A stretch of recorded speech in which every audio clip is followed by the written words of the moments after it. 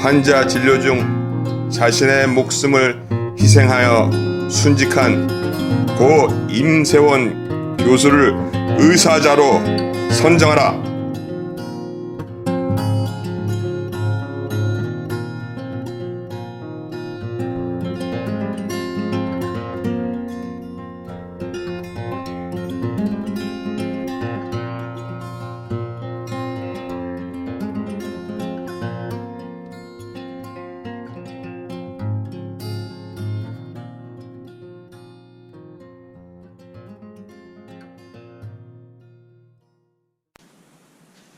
임세영 교수를 추모하며 안녕하십니까 여러분.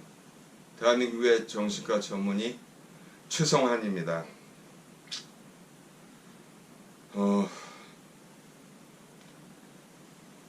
임세영 교수가 참 비참하게 최후를 마치고 가신 지도 또 상당한 시간이 지났네요. 임 교수를 추모하며 한 말씀 드리려고 합니다. 필자가 정식으로 의사 면허를 취득하여서 의사로서 인턴으로서 어린 인턴으로서 첫걸음을 시작한 곳이 서대문과 강화문 사이에 위치한 고려병원이었습니다. 고려병원. 당시 고려병원은요 백범 김구 선생님께의 숙소로 쓰였고, 또한 그곳에서 김구 선생님께서 암살당한 곳으로 유명합니다. 경교장이죠. 경교장이 그때 비록 작지만 거기가 본관으로 사용되고 있었어요. 왜냐하면 그 경교장 자리를 사서 그게 고려병원이 시작되었기 때문이죠. 저 때만 하더라도 거기가 외래였어요. 작은 외래 본관으로 사용되었고, 옆에 새로 지은 신관이 있었고, 그 건너편에는 지금 앞에 있는 건물이죠. 지금은 이제 정면 건물처럼 돼 있지만 사진에 보시면 그 건물 안에 대한민국 광고 제작의 메카라고 불릴 수 있는 제일기획사가 입주해 있던 빌딩이 있었습니다. 우리가 이제 복사할 게 밀려 있으면 막 거기 제1기획사에 들어가서 욕먹으면서 복사도 하고 도망오고 막 그랬던 적이 있어요. 그렇게 제2기획사가 유명한 줄 알았으면 그때 그쪽으로 옮길 걸 그랬어요. 의사 안 하고 제1기획사에 들어갈 걸 그랬어요.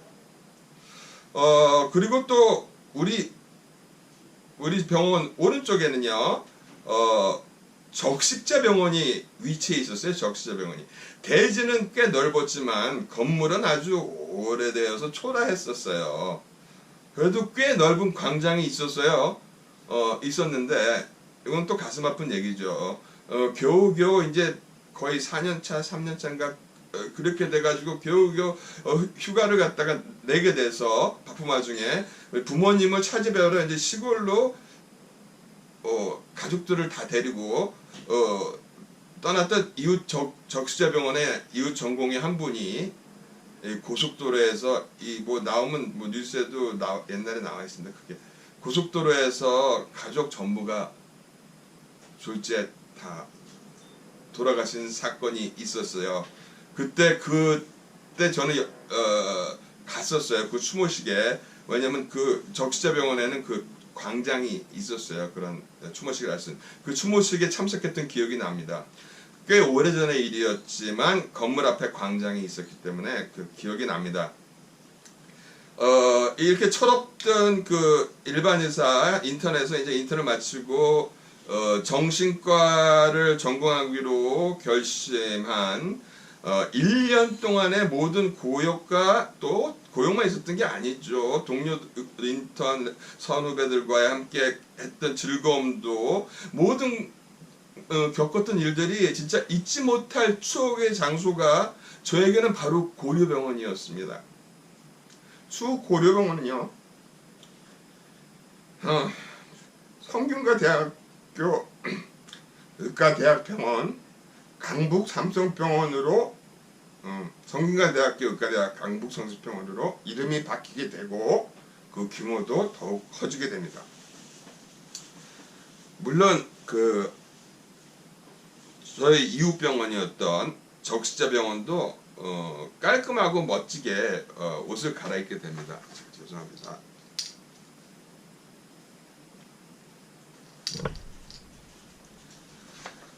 이후 적시자병원도 새로 이제 건물을 새로 단장해서 아주 깨끗하게 단장을 했어요. 그래서 아무튼 제가 외과나 내과 쪽이 아닌 이제 정신과를 인생의 천직으로 결정하게 된 한 곳이 바로 이 강북 삼성병원이죠. 고려병원 강북 삼성병원으로 유명한 이시영 선생님께서 주인과장, 제가 인턴 돌 때 이시영 선생님께서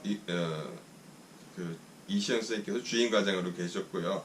당시의 선배 그리고 그 이후의 후배들이 이 수많은 정신과 환자들을 치료해 왔던 곳입니다.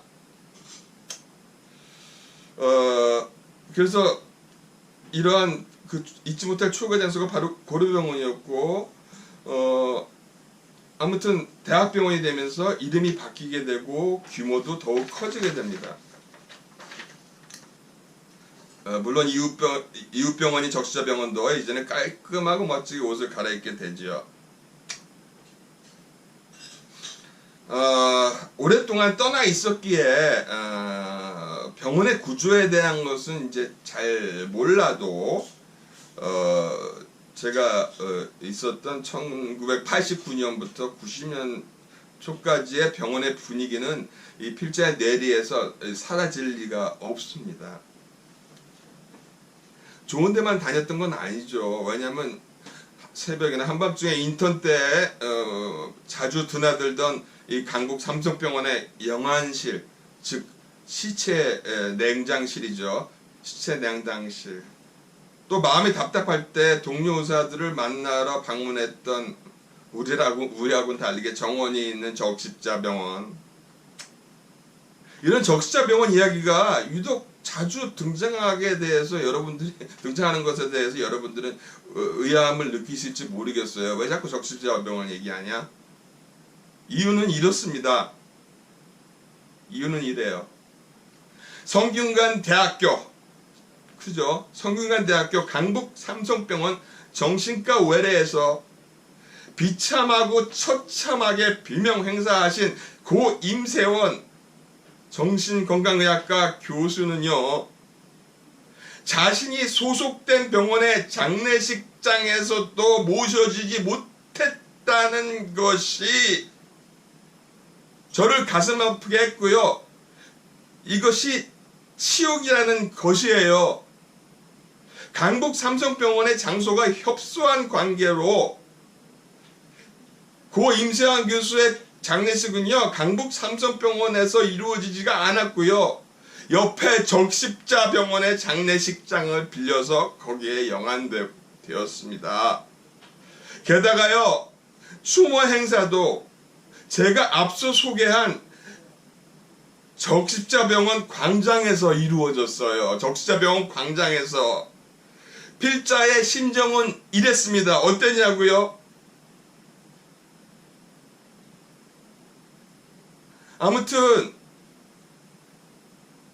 강북 삼성병원이 강북에 있다면요, 대한민국 최대의 병원인 강남 삼성병원이 강남에 있습니다.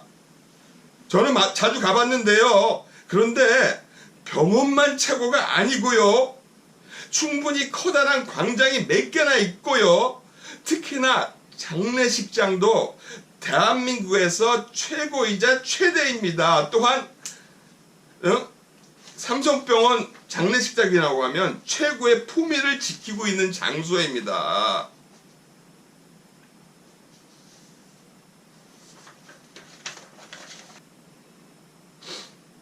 그런데 왜 강남 삼성병원이 아닌 전혀 자기랑 관계없는 적십자병원에서 숨어서 치르듯이, 무슨 죄나 지은 듯이 장례식과 추모식을 삼성병원이 아닌 이 적십자병원에서 치러야 했을까요? 왜 대삼성의 부회장이신 이재용 부회장님의 유감의 말씀 한마디가 없었을까요? 저는 압니다. 저는 알아요. 고 임세원 교수의 어이없는 죽음의 책임은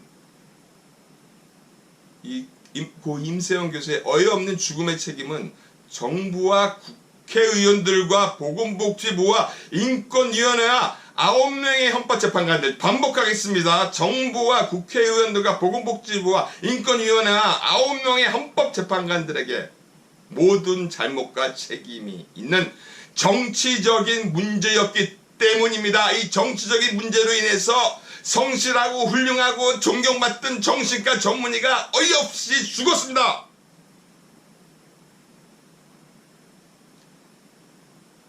사실 이재용 부회장님은 그렇게 욕하고 싶지 않아요. 왜냐?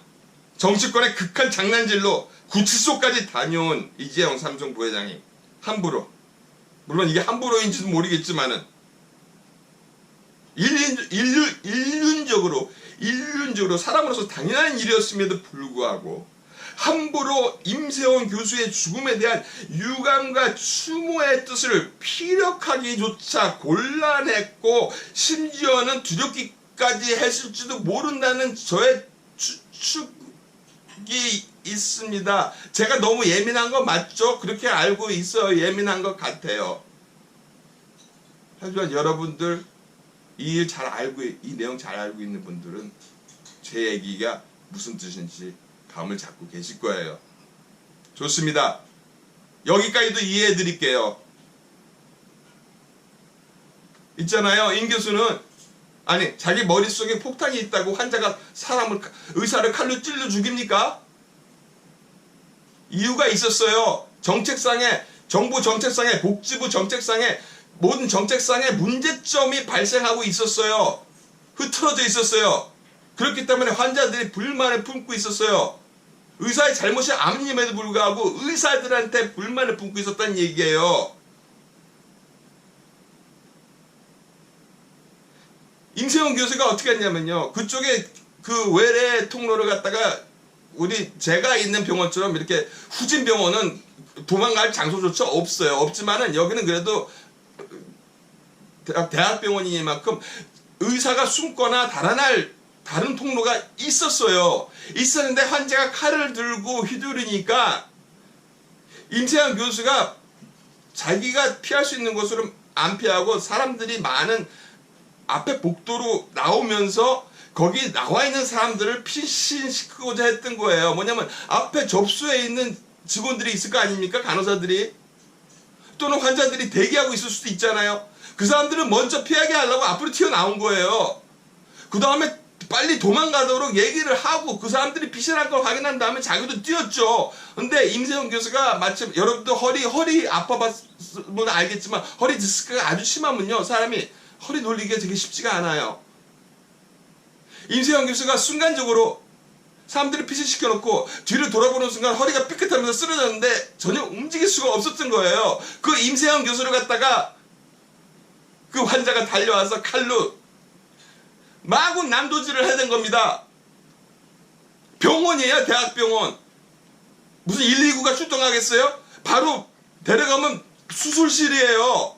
수술실에 도착했을 때 흉부외과 전문인지 아무튼 그 담당 전문의가 열어봤을 때 심장은 뛰고 있었지만 심장 안에 피는 한 방울도 남아있지 않았다고 얘기를 했습니다.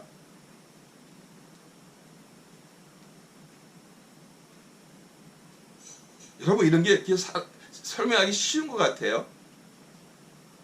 우리 정치과 의사들은요 많이 당하는 일입니다. 임 교수만 이런 걸 당하는 게 아니에요. 저도 30년의 정신과 의사 생활을 하는 도중에 환자들이요 이 옷 속에 신문지나 포장지로 싸갖고 와요. 날선 칼을 가른 칼을 옷 속에 품고 온 날설 카드를 제가 갖고 있는 게 무려 4개였어요. 4개. 몇 개는 제가 제 앞에서 뺏은 것도 있고 몇 개는 그 사람이 칼을 뿜고 있음에도 불구하고 바로 옆에 앉아서 이분이 그 흥분이 풀릴 때까지 설득해서 칼을 건네받은 그런 칼이 4개예요. 최근까지도 저의 정신무장, 즉 마음을 놓지 않고 정신을 놓지 않기 위해서 저의 정신무장을 위해서 보관하고 보관 간직하고 있었어요. 하지만 몇 년 전부터 섬뜩한 느낌이 들어서 모두 버려버렸습니다. 좋은 기억이 아니니까요. 지금도요. 며칠 전에도 그랬어요.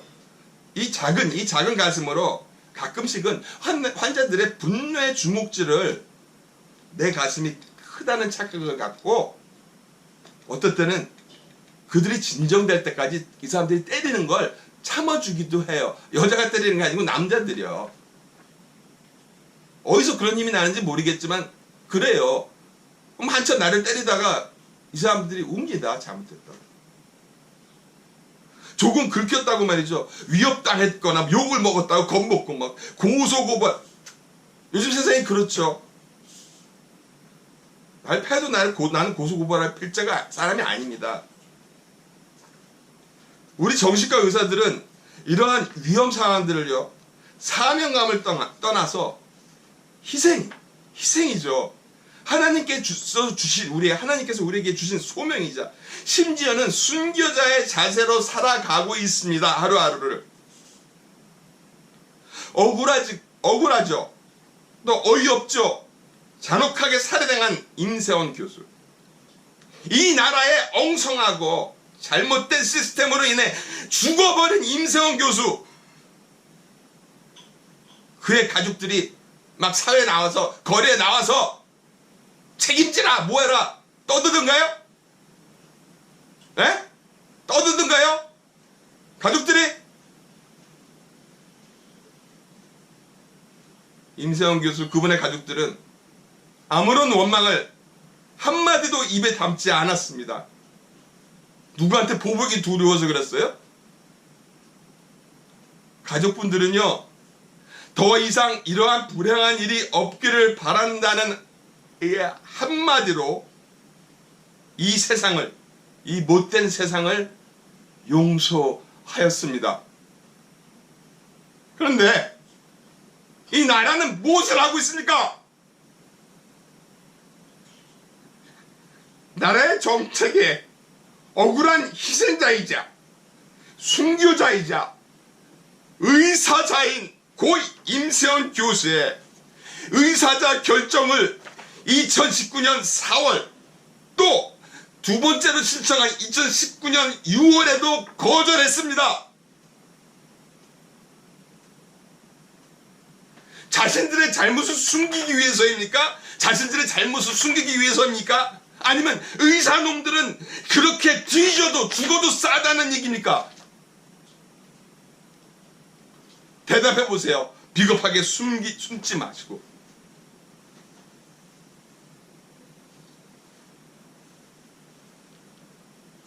제가 오늘 전달드리고 싶은 메시지의 요약은 딱 한 가지입니다. 고 임세원 교수의 의사자 결정을 하십시오.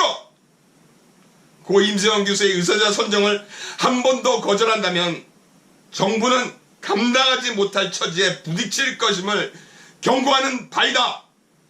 대한민국 정신과 의사 최성환이었습니다. 여러분 끝까지 들어주셔서 감사합니다. 고인의 명복을 빌며 가족의 넓은 아량에 고마움을 표시합니다. 안녕히 계십시오.